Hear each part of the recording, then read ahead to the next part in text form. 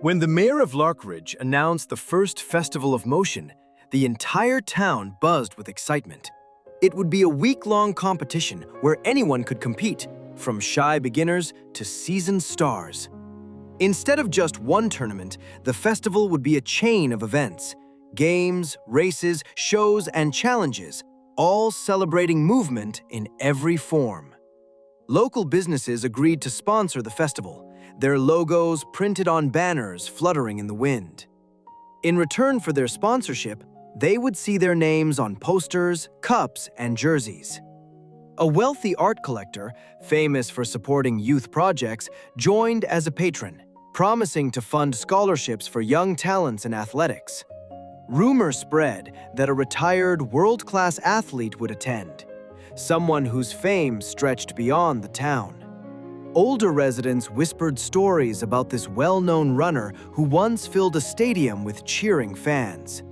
Children imagined what it would feel like to be called a champion, standing on a stage with lights shining on their faces. Everywhere, people prepared. Teachers led extra exercise sessions at the school gym. The town square, usually sleepy in the evenings, became a place of constant motion. Delivery workers pushed mobile food carts across the plaza, and rehearsals for dance and acrobatics turned the streets into a river of movement. Flyers lay in a colorful sprawl on tables, and organizers worked late into the night, feeling their muscles stretch and their eyes strain as they checked schedules again and again. On the morning of the festival, the gates of the old stadium swung open. Teenagers lined up to register, parents carried bags of snacks, and older residents arrived early, determined not to miss a single moment of this new chapter in Larkridge's story. While the outdoor grounds filled with music and shouting, the indoor sports hall hosted quieter but no less intense battles. Here, the weapon was patience rather than speed. At one table, a boy named Ethan sat in front of a chessboard. Each piece felt heavy with possibility. His opponent, a girl with sharp eyes and steady hands, stared at the board as if she could see 5 moves into the future. Around them, a small circle of spectators leaned in, holding their breath as a knight slid forward. Next door, another room echoed softly with the gentle tap of featherweight rackets. A mixed age group played badminton, the shuttle darting back and forth through the air. One of the players, an older woman, had started playing as a form of light exercise, but today she played with surprising power, sending the shuttle spinning just beyond her opponent's reach. In a corner lounge, the glow of hanging lamps reflected off polished green tables where friends played billiards. The sound of the cue ball making a clean knock against the others set a calm rhythm. It was a different kind of pressure. No crowd, no commentator, just quiet concentration and the occasional laugh when someone misjudged a shot. Adults and teenagers wore badges labeled volunteer. They guided participants to the right rooms, carried score sheets, and offered water to nervous players. Though the games were polite, the spirit of competition was real. People didn't just want to win.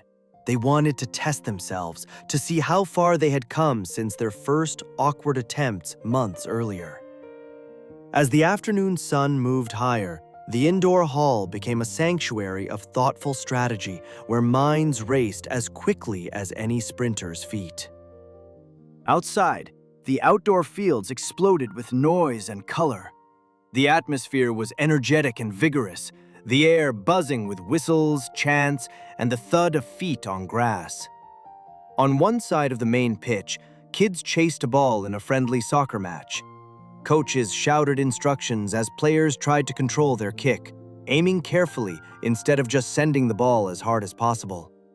A misjudged strike turned into a wild tumble, but the boy who fell rolled back to his feet, laughing. Next to them, a row of nets stretched across courts where tennis balls flew like comets. A young girl practiced her serves, trying to find that perfect balance between power and accuracy. Each successful throw of the ball into the air, followed by a clean hit, drew a small cheer from the spectators sitting on the sidelines. Further along, a group of friends rotated between volleyball and hockey. On the sand court, they shouted, "Set! Flip! Hit!" as they tried to keep the ball from touching the ground. On the grass field, players bent low with their sticks, fighting not to slip as they changed direction. A misplaced toss of the ball here, a messy pass there, but still the game went on, full of joy and effort. Phones on mobile tripods recorded everything. The sudden slide to save a ball, the dramatic leap to block a shot, the surprised bounce of a ball off someone's head, sending everyone into laughter. It was chaos, but it was beautiful chaos. A living painting of human movement drawn in dust, sweat, and bright uniforms. By evening, players' lungs burned, their legs shook, and jerseys clung damply to their backs. Yet when the whistle blew to signal the end of each game, high fives and hugs spread across the field. The scores mattered, but the feeling of playing together mattered even more. The next day was dedicated to speed and balance. Early in the morning, the town's small ice rink opened for skate events. Children clung to the edges at first, afraid they might slide too quickly. Gradually, their movement grew smoother. Some managed to glide gracefully, while others still slipped and tumbled. But every fall came with determined laughter and a new attempt. After the ice came the mountain events. A group of older students traveled to a nearby hill for ski competitions. The snow had fallen thickly during the previous week, turning the slope into a white carpet.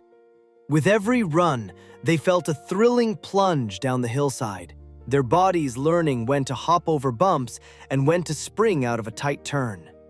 Watching from the bottom, parents felt their hearts bounce in their chests each time a skier leaned too far forward, only to recover with a daring jump. Back in Larkridge, the town's main road was closed for a grand cycling parade. Each cyclist decorated their bicycle with ribbons, lights, and small flags. Some chose steady rides, while others tried tricks, lifting the front wheel in a tiny flip, drifting a little to the side in a playful drift before returning safely to the center. The crowd clapped for every brave attempt. For the final show of the day, the local diving club set up a safe platform near the river. With supervision and safety measures in place, trained swimmers demonstrated spins and twists as they dived into the water. Their bodies cut through the surface with barely a splash, disappearing and then reappearing with smiles. To the younger kids watching, it looked like magic. Humans flying, even if only for a second. By sunset, everyone's muscles ached, but their memories were filled with the sensation of speed. Wheels humming, blades scraping, skis carving, bodies flying and landing again in one continuous dance with gravity.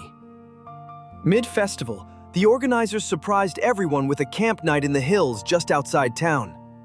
Families and friends set up each tent under a sky filled with stars.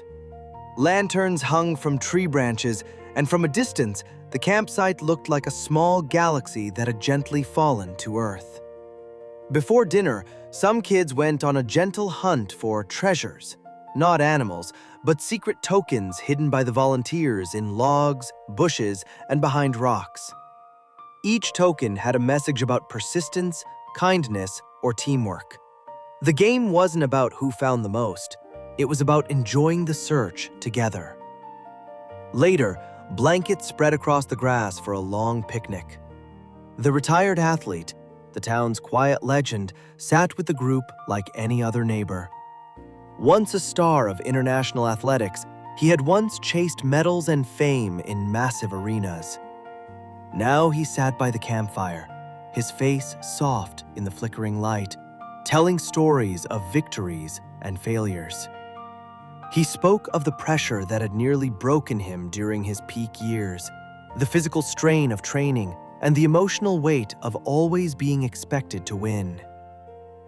"I used to believe that being a champion meant never losing," he said. "But I learned that true strength is staying in the race even when you fall.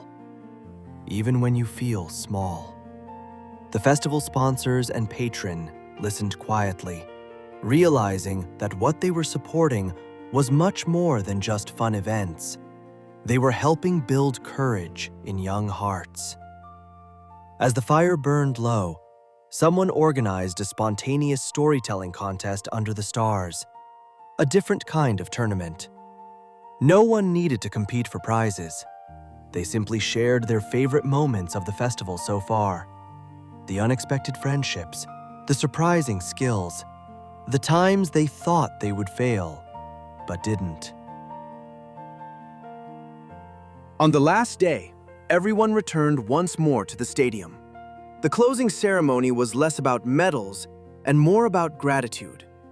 The mayor thanked every volunteer, sponsor, and patron, and the crowd cheered for the people who had worked behind the scenes, often without rest. The final event was symbolic, a relay where children, teenagers, adults, and elders all took turns running a short distance.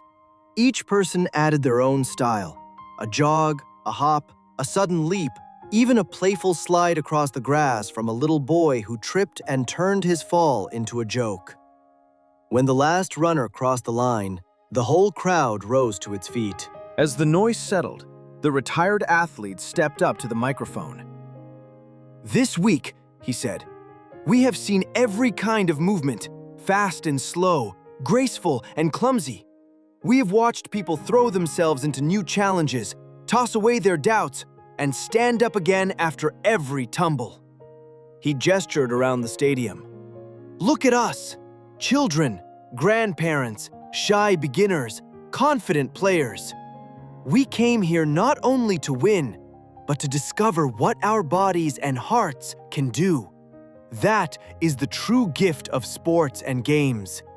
They remind us that we are alive, that we can still change, grow, and move." The crowd erupted in applause. Some people felt tears in their eyes without knowing exactly why. That night, as the lights dimmed and the banners came down, the town did not feel tired. It felt renewed. The Festival of Motion was over, but its spirit remained in every indoor classroom, every outdoor park, every quiet pathway where someone might one day start to run, cycle, skate, or simply walk with a little more confidence. In Larkridge, being a champion was no longer only about podiums and medals. It was about showing up, taking that first step, and trusting that every spring, every bounce, every tiny flip of courage could change not just a game, but a life.